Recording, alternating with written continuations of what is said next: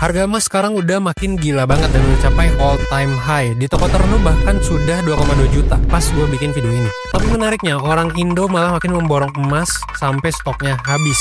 Bahkan rela antri dari subuh. Pertanyaannya, apakah sekarang adalah saat yang tepat buat beli emas? Sebenarnya kalau bukan sekarang, lalu kapan? Welcome to Psychology of Finance. Gue bakal bahas tentang kapan dan gimana cara beli emas.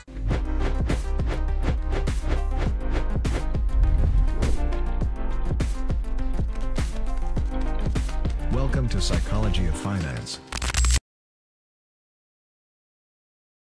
Emas selama ini udah terbukti sebagai penyimpanan nilai jangka panjang yang solid sekali alias safe haven. Udah ratusan tahun sih ya dari zaman dulu. Tapi dengan kenaikan 1 tahun terakhir yang sangat signifikan, yang udah lebih dari 50%, ini udah gila sih ya. Ditambah kenaikan emas ini dalam beberapa waktu terakhir, apa jangan-jangan ini udah overpriced gitu dan kita perlu waspada. Kecepatan kenaikan harga baru-baru ini jangan-jangan nunjukin gejala bubble, alias si emas ini naiknya tuh bukan karena value-nya yang benar naik, tapi justru karena supply dan demand lagi gila-gilaan aja, alias naiknya tuh karena orang FOMO. Akhirnya jangan heran kalau nanti akan ada banyak ya, pertama kasus penipuan. Sebenarnya sekarang kita jarang lihat ya kasus penipuan, tapi ya mungkin aja nanti akan ada orang yang ngejual emas palsu. Atau misalnya lu beli emas tapi nggak bisa dijual lagi gitu dimanapun. Terus yang kedua, jangan sampai lu beli emas ketika harga dinaikin gila-gilaan oleh toko melebihi harga pasar. Dan ini sudah gua lihat di mana-mana. Ini sudah terjadi dan sudah banyak yang beli juga. Yang ketiga, aksi ambil untung atau profit taking dari banyak orang yang serentak yang akhirnya bikin koreksi harga yang tajam. Jadi 3 hal ini penting banget untuk lu perhatiin sebagai pertimbangan. Sebenarnya lu mau beli emas dengan resiko ini atau enggak. Nah, menurut lu gimana nih? Sebelum gua lanjut, ada yang udah hold emas dari lama dan sekarang menikmati cuannya? Atau ada yang baru beli justru beberapa hari lalu atau malah hari ini? Coba komen ya.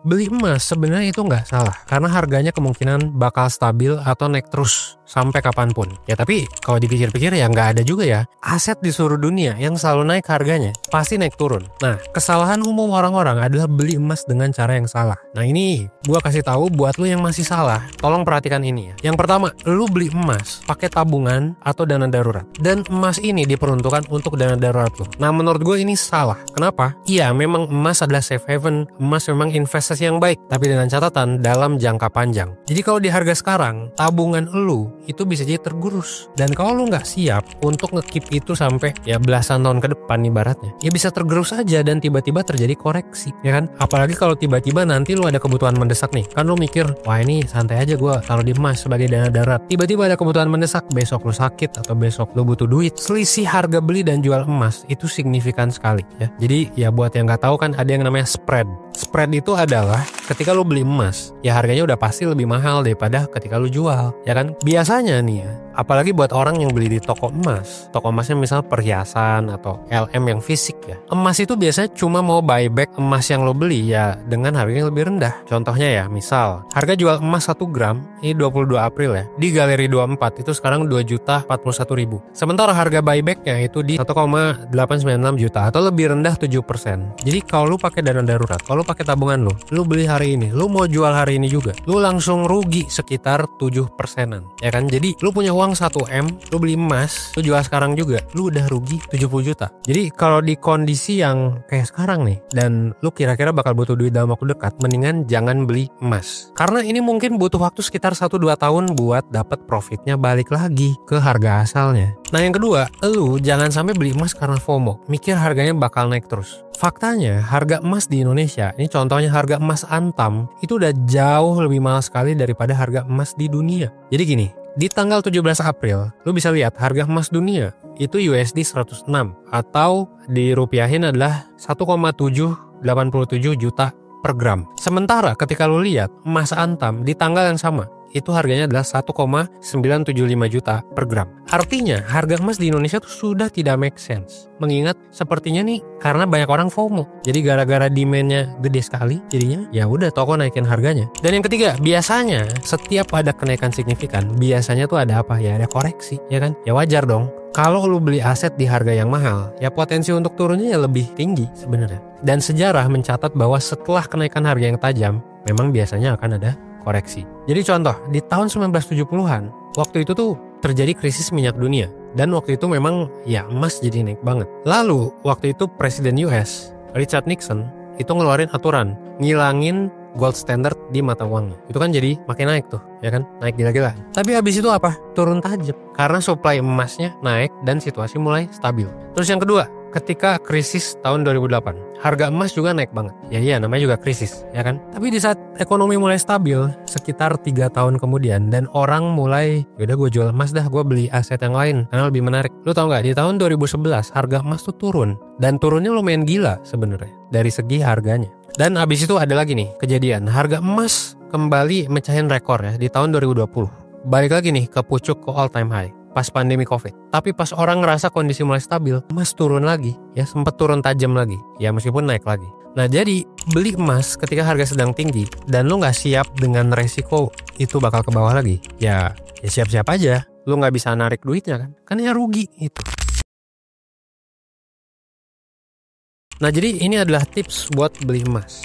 Pertama, jangan beli dari tempat ngasal. Kemarin kan juga ada kontroversi sebenarnya. Kita bisa lihat bahwa ada beberapa aplikasi, salah satu aplikasi sih sebenarnya yang kemarin gua sorot, itu adalah aplikasi Tamasya. Dan ini udah banyak sekali beritanya. Ketika si aplikasi ini nyuruh jual emas dengan harga yang sangat murah. Nah jangan sampai lu akhirnya ya beli di aplikasi yang bodong gitu. Yang mana momen FOMO kayak gini ya sering banget dimanfaatin penipu. Yang kedua, saran gue sih jangan beli di toko perhiasan yang ngasal ya. Beli emas di toko perhiasan sebenarnya oke-oke aja kalau memang itu trusted ya, atau misalnya track recordnya oke. Karena biasanya untuk spread terkadang itu lebih rendah daripada lu beli di ya toko logam mulia gitu. Masalahnya kalau lu nggak kenal-kenal banget sama tokonya, terus juga lu baru pertama kali beli, terus jangan-jangan kemurnian dan kualitas emasnya dipertanyakan gitu, dan ternyata nggak bisa dijual belikan di toko-toko lain, ya sebenarnya harus ya rugi kan gitu. Kalau tokonya tutup gimana gitu kan. Jadi hati-hati. Yang ketiga, jangan beli di toko yang spreadnya lagi tinggi atau ketinggian lah. Biasanya di toko tertentu ya tadi ya sekitar 6-8% gitu. Kebanyakan sih begitu. Nah, jadi silakan cari toko yang spreadnya memang ya mungkin di bawah 7%, di bawah 8% lah gitu. Itu menurut gua ya oke lah. Gitu kan. Terus yang keempat, gua sendiri gua beli emas tuh emas digital. Tapi jangan lupa pastiin platformnya oke. Terus sebenarnya ini gue juga baru baca-baca tentang cara beli emas yang paling cuan. Nah ini jadi ada salah satu artikel dari namanya tuh Teguh Investor gitu ya. Nah dia bilang sekarang itu memang ada namanya ETF emas gitu ya. Sebenarnya udah dari dulu sih. Jadi kalau lu ngebuka rekening di broker internasional yang sebenarnya bisa beli yang namanya ETF ini ya. ETF-nya tuh namanya adalah SPDR Gold Shares atau kodenya adalah DLD atau GLD. Nah harganya ini sebenarnya lebih cuan ya daripada ketika lu beli emas di tempat-tempat yang tadi gue sebut. Bahkan emas digital di platform yang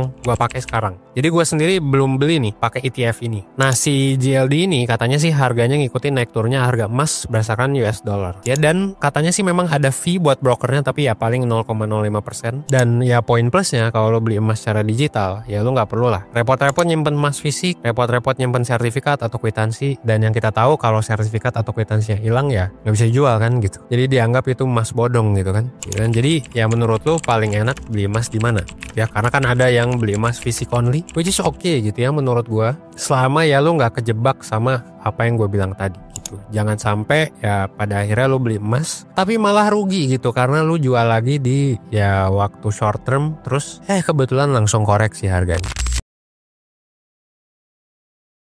Kesimpulannya ya meskipun emas sering banget dianggap sebagai investasi yang aman, jangan lupa beli emas di harga yang lagi tinggi. Ya itu bisa jadi lu malah nggak cuan gitu ya, malah justru ini membawa resiko yang cukup besar. Sebenarnya banyak loh saham-saham yang menarik kalau misalnya lu lihat-lihat gitu. Tapi ya namanya investasi saham kan kudu mikir ya. Jadi orang mungkin lebih suka dengan emas, yaitu aset ya yang tidak bisa diperdebatkan sebagai aset terbaik di dunia untuk menyimpan value sampai saat ini. Dan mungkin tidak akan berubah sampai kapanpun. Tapi ya kalau misalnya ada yang nanya gitu, emang lo beli saham apa? Ya menurut gue sih kalau di Indonesia ya saham bank ya. Salah satunya mungkin yang menarik adalah saham BBCA kemarin ya, di harga 7.800-an sebelum dividennya kebagi gitu ya. Menurut gue itu salah satu yang lumayan worth it. Atau bank-bank lain tempat lo nyimpen duit. Gue pribadi sih nyimpen duit ya, kalau di bank konvensional gue nyimpen di BCA ya, kalau misalnya bank digital gue nyimpennya di Blue. Dan lo tahu nggak, kalau lo invest puluhan juta gitu ya, anggap 30 juta gitu ya ke BBCA, itu lo bisa dapat dividen sekitar 1 jutaan.